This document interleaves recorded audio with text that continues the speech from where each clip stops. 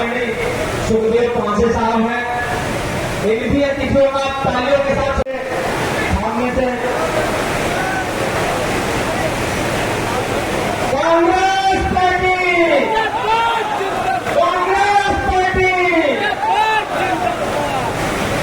का जोरदार स्वागत करेंगे।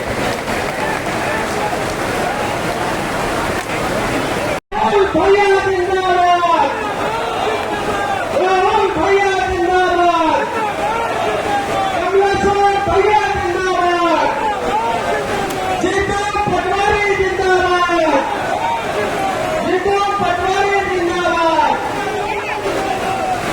अरे भाई भैया जीतू पटवारी जी, लोक सरकार जी, राहुल भैया जी और कमलेश्वर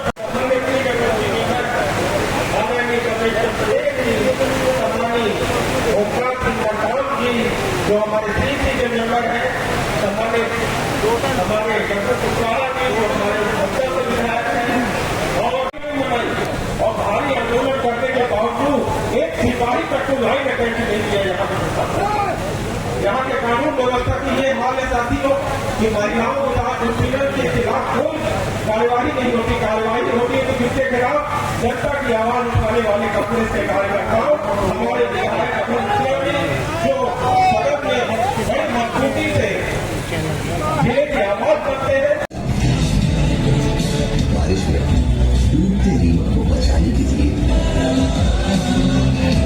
कांग्रेस का न्याय सत्याग्रह 12 अगस्त को सुबह 11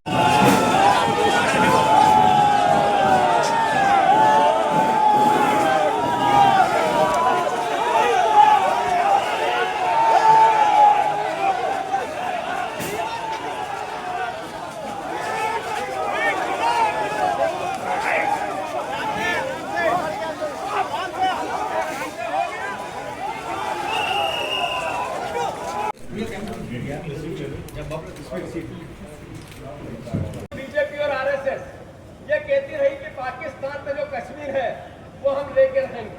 नारे लगाते थे कि जो भारत का असली खून है वो पाकिस्तान से कश्मीर को वापस ला के रहेगा। कब? जब नरेंद्र मोदी प्रधानमंत्री बनेंगे। जब युद्ध हुआ, राहुल गांधी ने कहा कि मोदी जी हम आपके साथ हैं। कांग्रेस ने कहा हम सेना के साथ हैं। देश के एक नागरिक ने कहा कि हमारी गर्दन कट जाए तब भी हम भारतीय सेना और सरकार के साथ पाकिस्तान में लाहौर में जाके कब्जा करो। मोदी जी हम सब आपके साथ हैं। हुआ क्या?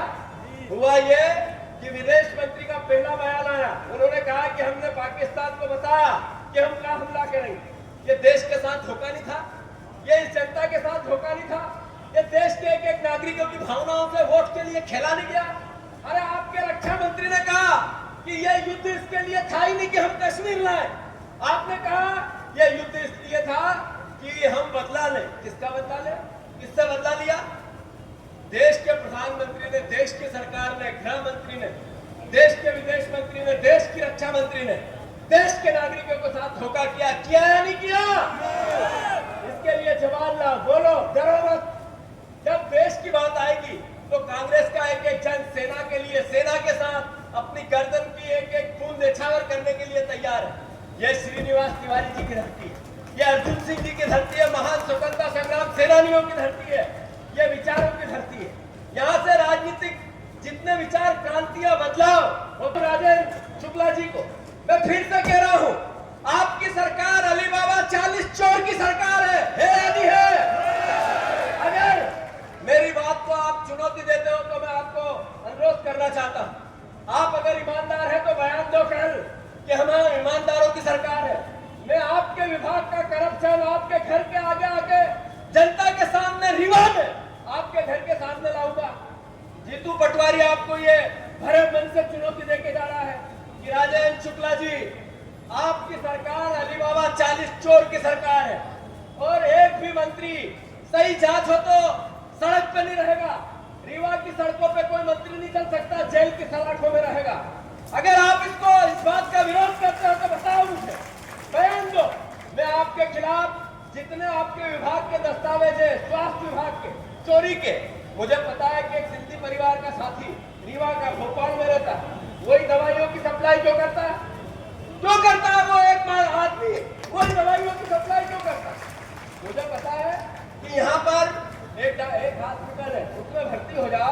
देश के नागरिकों के हितों में, इस देश के एक एक देशभक्त के पक्ष में, जो लोकतंत्र से प्यार करता है उसके लिए ये आवाज़ उठा रहा है। कांग्रेस पार्टी का दायित्व है उनका साथ खड़े रहना। एक भरोसा है वोट पर कि मैं मेरा जनप्रतिनिधि एक वोट से चुनूंगा, एक सरकार बनाऊंगा।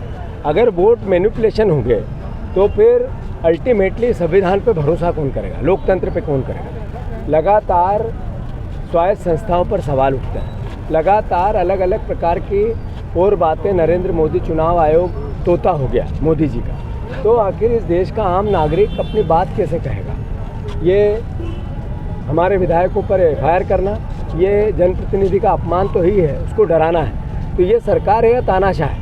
तो हम कांग्रेस के लोग हैं, हमारे विधायक पर अगर गलत तरीके से कार्रवाई होगी हम खड़े रहेंगे। एक एक कार्यकर्ता का जहाँ पसीना गिरेगा वहाँ हमारे खून की अंतिम बूंद गिरेगी, हम कह चुके हैं। मैं फिर चेता रहा हूँ पूरे मध्य प्रदेश के अधिकारियों को, गलत FIR मत करो। अन्यथा अभी अशोकनगर में था, आज यहाँ था, तीसरी जगह करोगे तो वहाँ 1 लाख लोग करेंगे, डरेंगे। सर, मोहन सरकार को आपने अली बाबा 40 चोर की सरकार 100% है, फिर से बोल रहा हूँ। चलिए एक मंत्री ऐसा है जो ईमानदार हो तो बताओ, मैं उनको चुनौती देता हूँ।